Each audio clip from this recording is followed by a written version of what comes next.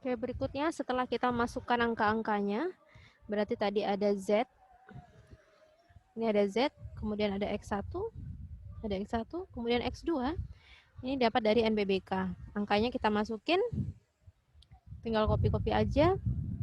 Kemudian kita lihat di baris Z sudah tidak ada yang negatif, berarti sudah selesai. Nggak perlu dicari-cari lagi. Ini tetap 100 tetap indeksnya, nggak usah kita cari lagi karena udah selesai. Kita baca soalnya. Berapa unit masing-masing yang harus diproduksi untuk mendapatkan maksimum total revenue atau total keuntungannya?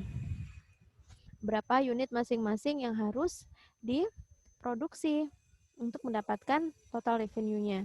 Jadi X1 tadi adalah lemari, X2 adalah tempat tidur, dan X3 adalah sofa.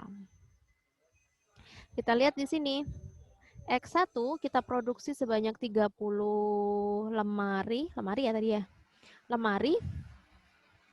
Kemudian lemari pakaian X2 kita produksi sebanyak 60 lemari pakaian, sedangkan X3 tidak kita produksi.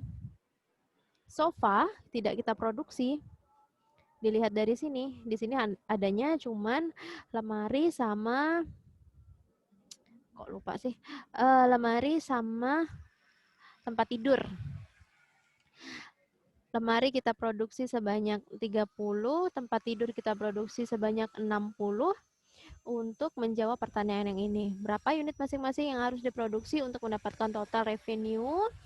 Jadi kalian tulis ya, ini enggak ibu tuliskan, jadi kalian tulis sendiri. Untuk mendapatkan total revenue, kita memproduksi lemari pakaian sebanyak 30, kemudian tempat tidur sebanyak 60. Sedangkan untuk sofa tidak akan kita produksi, karena jika kita produksi maka total labanya tidak akan maksimum.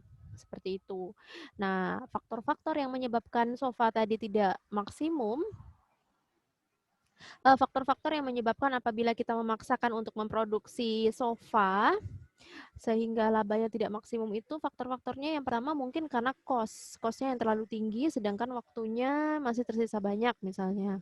Kemudian bahan-bahannya, kemudian prosesnya tadi di setengah jadi sama finishing terlalu lama sehingga nggak nutup apa sih bahasa Indonesianya, nggak cukup waktunya gitu loh. Jadi laba yang dihasilkan nggak optimal gitu. Jadi perusahaan kita cuma memproduksi lemari sama tempat tidur aja dan sofa nggak diproduksi. Seperti itu kesimpulannya.